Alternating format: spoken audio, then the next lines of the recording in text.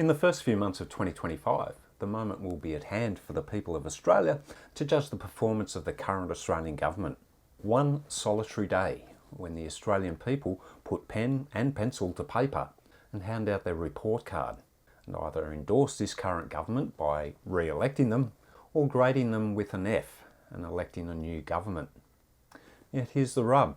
Has the opposition done enough to clearly show the Australian people that the Liberal government is a viable alternative to the current shambles of a government and is capable of setting Australia on a new course based on fact and not fiction? Is Dutton a better leader or simply another weak politician dressed in conservative blue opposed to socialist red? This has been the conundrum for the Australian electorate for almost 2 decades. A lack of quality political leadership on both sides of the parliamentary chamber.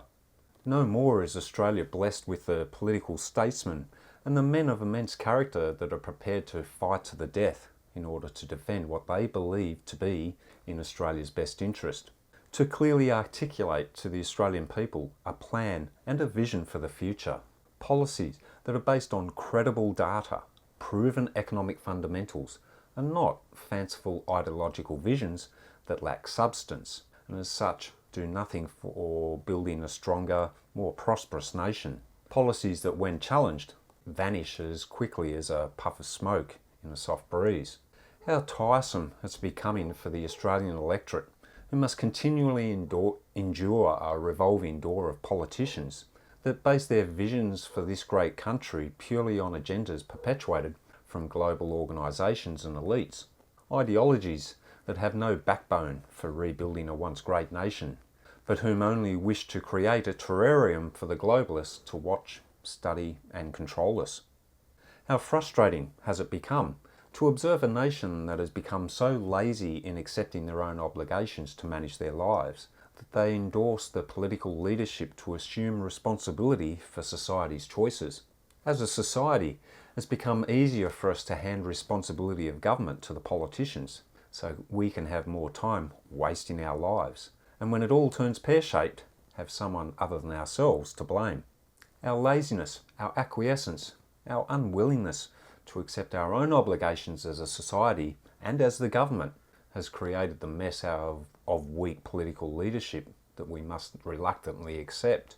We've allowed the major political parties to serve us up pliable, shallow and weak-minded prime ministerial candidates because we've not demanded better. We've accepted the lower standards by not demanding accountability. We've allowed them to sweep their failures under the carpet by bickering about the next politically created global crisis, which are created to distract us.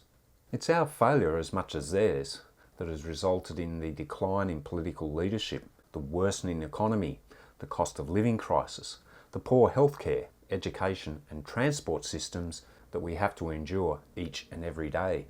Our complacency, our laziness and desire to find the holy grail of happiness has allowed the political parties to do as they wish without fear of being held to account for their incompetence.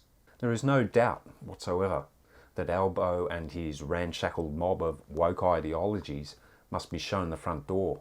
But unless society, the people, the government start to accept their own obligations and responsibilities as the government, our politicians will never change.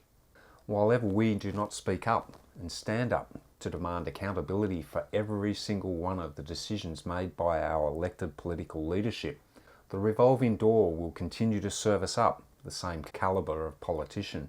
Our role as adults, as voters and as members of society is to undertake our own obligations to demand better of ourselves and the people we elect to represent our individual choices within the chambers of Parliament. It's our responsibility as caretakers to ensure we lay the foundations for a future which offers hope and prosperity for the coming generations. For too long, we've laid back and enjoyed the fruits reaped from the sacrifices of our forefathers without any thought for tomorrow. For time is running out as the tree is almost bare, and the responsibility is now upon us, you and me, to stand up and raise our united voices to demand the accountability that is sorely needed. The opportunity is approaching in a few short months to have your say and send a message to the political leadership that we, the people, The Government of Australia will no longer tolerate weak, flimsy, woke leadership, and we are mature enough and responsible enough to handle our own obligations. And we expect you, our elected leaders, to handle your responsibilities as diligently as we are undertaking ours.